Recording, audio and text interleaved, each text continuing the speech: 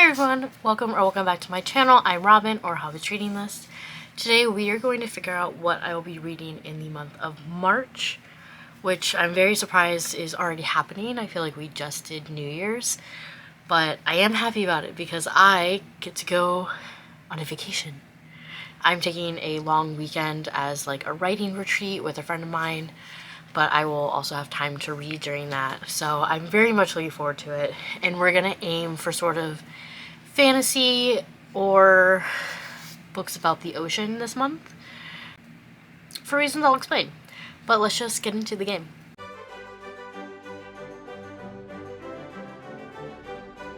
If this is your first time seeing my TBR video, I play a game called TBR Pursuit that uses the Lord of the Rings Trivial Pursuit board. Each color represents a different genre on my physical shelves of the 6 most popular. So that is romance, classics, Jewish, LGBT, fantasy, and psychology. I also have the spots at the end of the spokes, the bigger spots, represent Miscellaneous, so that accounts for the other books on my shelves because I'm rather eclectic in my tastes. I do have a spot on the board, is the purple roll again spot, that adds a book to my TBR. I don't know if I will be doing, like, really letting myself do that this month, just because I do have a consequence book, because while I am in the process of reading my last 2 books for February, I doubt I will finish them by the end of the month, so I just went ahead and took the consequence. It's fine. I will get into the required reading at the end of the video if I can't fit them into a prompt. Also, the explanation of why fantasy and or ocean books. The writing retreat that I'm on, I'm going to be working on an original piece of mine with the hopes that it will become a novel and or a series, but it is fantasy and it is about being on the ocean. Not pirates exactly, but pirate-ish, but not really. But so obviously if I'm going on a writing retreat, I want things that will sort of inspire me, will keep me sort of in that world a bit. So that's what I'm going to be aiming for, but now that I've said it, we probably won't get any of those books, because that's just how life works out. So let's see. Okay, so for the first book, hi Benny, I really can go wherever I want, so obviously I will head towards a fantasy book, unless I get a 6, and that will automatically be Miscellaneous. 2. Okay, so that will be over there.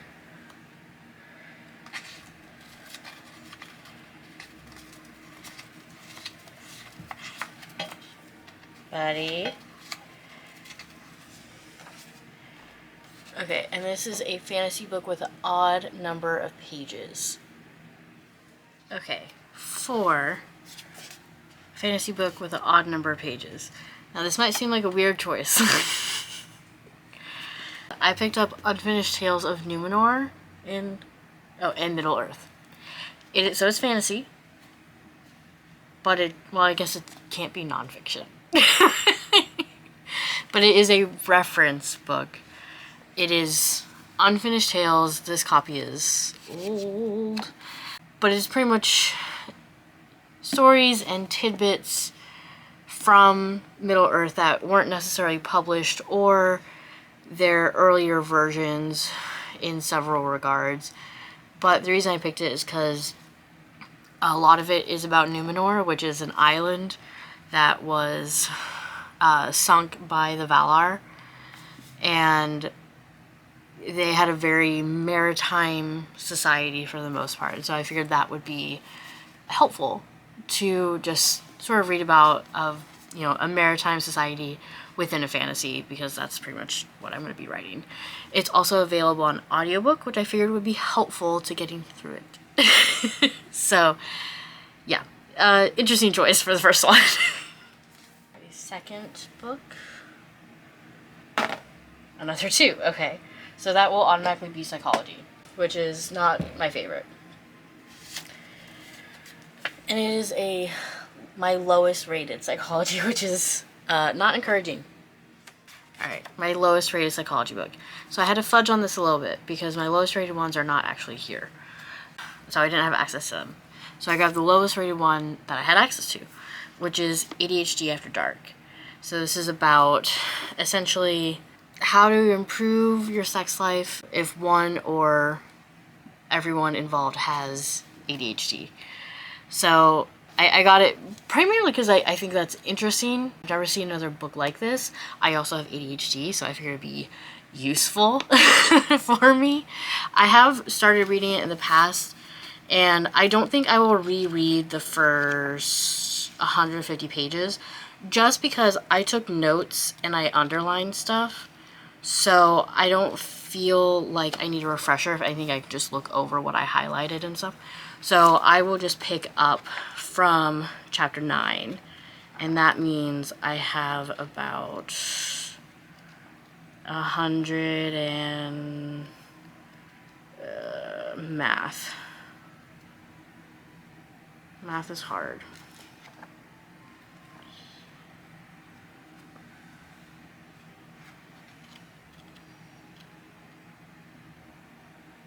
Math is really hard.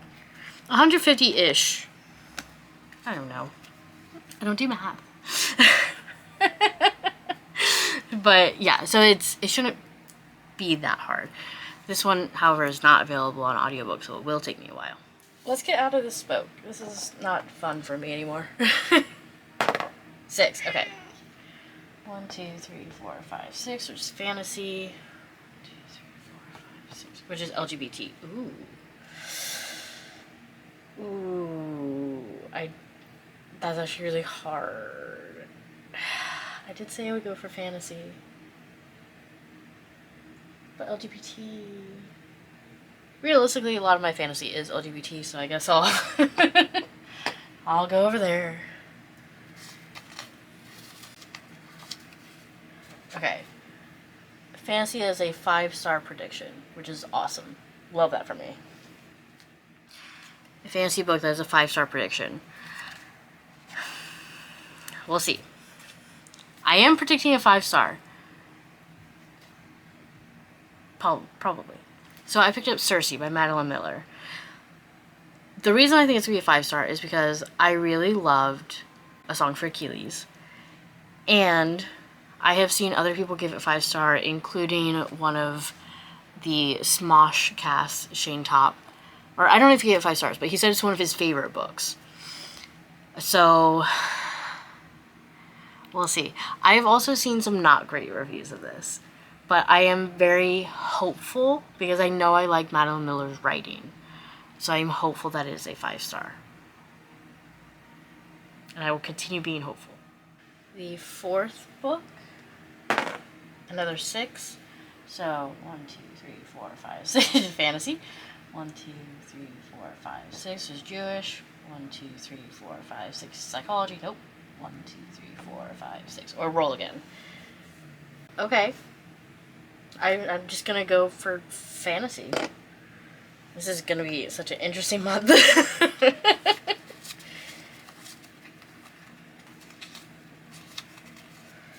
Oh, okay. My most anticipated, which feels very similar to 5-star prediction. So, okay.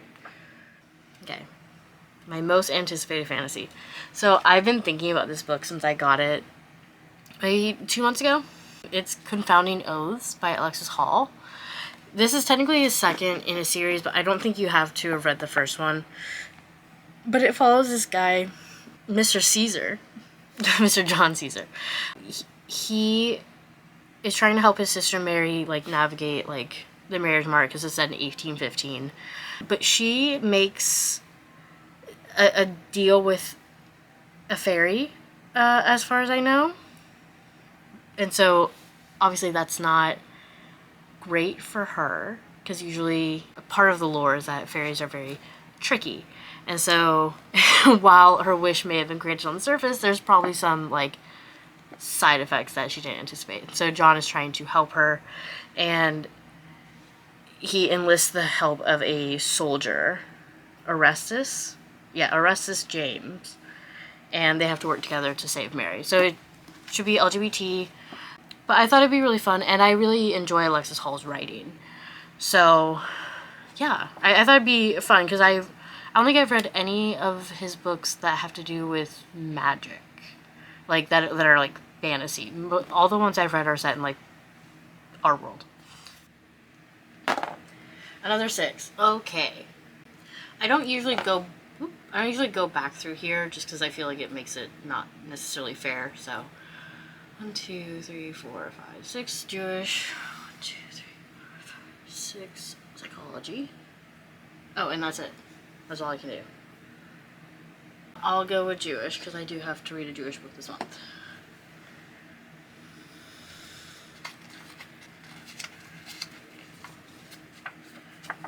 A Jewish book by a BIPOC author. Okay, a Jewish book by a BIPOC author. I have Thank You for Sharing by Rachel Runya Katz. It is a friends to enemies to lovers, I'm pretty sure. So these two people, Daniel and Leah, used to be really good friends. They went to summer camp together. They had a falling out at summer camp 14 years ago and haven't spoken since. They end up seated next to each other on a plane to Chicago, and they're both just like, okay, well, I just have to get through this. But then it turns out that Daniel is working with the museum that Leah is a curator at, I believe. Yeah. And so they have to interact quite a bit. And so I assume that they will get through whatever caused the falling out, as well as navigate their feelings. Towards the end of the blurb, it says, as they find comfort in their shared experiences as Jews of color and fumble towards friendship, can they ignore their growing feelings for each other? So I don't know. I think this should be really fun. And I've had this like on my shelves for a while, and I know I've had it on my TBR before, so I'm really hoping that I can finally get to it. 2. Okay. Classic or roll again. So I'm going to go classic.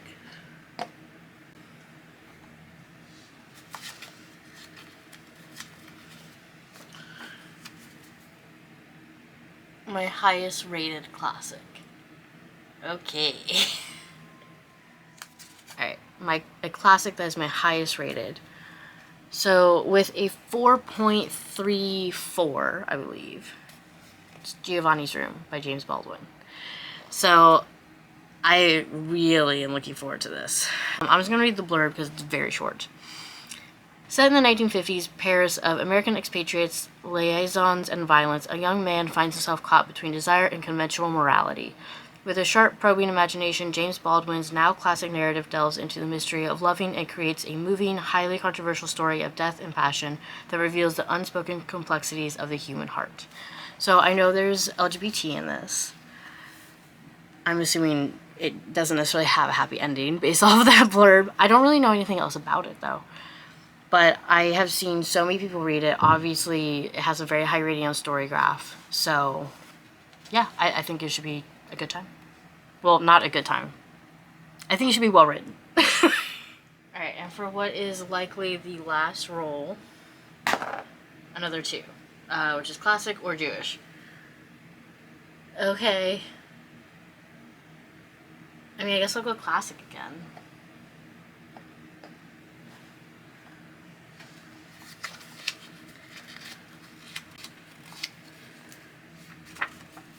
Well, this is subjective. It's a classic with the best cover. Alright, I can work with that.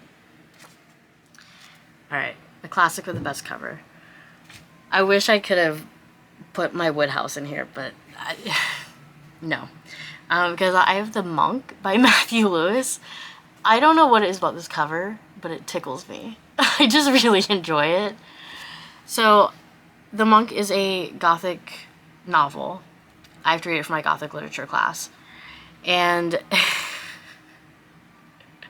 I'm gonna read part of it because my teacher has already warned us that this is crazy.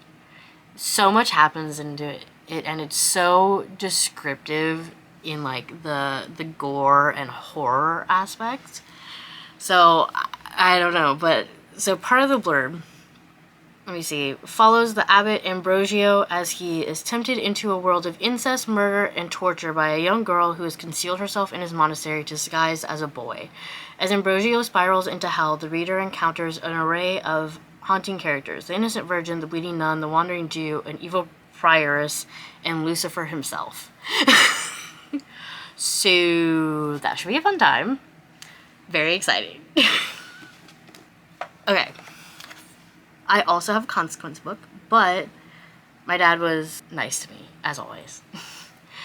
He saw that I have The Body, which is a short story by Stephen King, and it's in his Different Seasons novella collection. I guess it's a novella.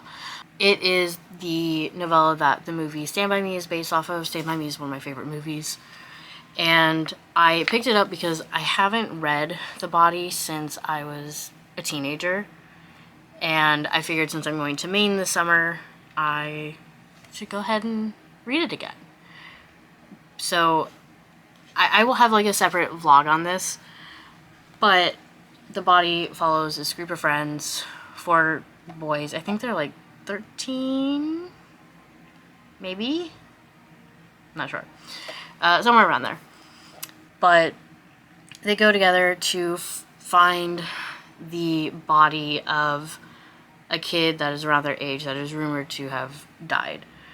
And so they're on this, it's not a road trip, but they're on this trip together, and it's just coming of age story. But I remember enjoying the book. I love the movie. So obviously I have very high hopes for this. All right. Otherwise, the books that I have to read, I have a Wodehouse book. It is Tales of St. Austin. It's another school story. My dad said it's short stories in a boys' school, which does not make me excited because the school stories are my least favorite. They're just rougher. There's typically way too many characters. There's typically a lot of sports that is hard to follow. So they're not my favorite, and short stories in a boys' school is just, that doesn't sound appealing to me. So that'll be fun. Hi, buddy. And then lastly, I have to read The Yid by Paul Goldberg, which, would not have fit in my prompt because, as far as I can tell, he's not a BIPOC author. But it is set in 1953, and it follows Levinson, who sets in motion a series of events, both zany and deadly, as he proceeds to assemble a ragtag group to help him enact a mad, brilliant plot, the assassination of a tyrant. And I believe that the tyrant is Stalin. So, it sounds fascinating. And, hello. Hi. And the very end of the blurb says that, as hilarious as it is moving, as intellectual as it is violent, The Yid is a tragicomic masterpiece of historical fiction. So I thought that sounded really fun. That's why I picked it for the book club that I run at my temple. And I have to have that read by March 10th. So that will be the first book in March. But that is my TBR. So I ended with what? 10 again? I should just make that my new number. But let me know if you have read any of these books, or if any of these books are on your shelves or your TBR. And make sure that you subscribe and click notification bell so that you get notified when I upload a video, because I do typically weekly vlogs, so you can see my thoughts on the books in mostly real time. Otherwise, make sure you like the video, and I will talk to you guys in the next video. Bye!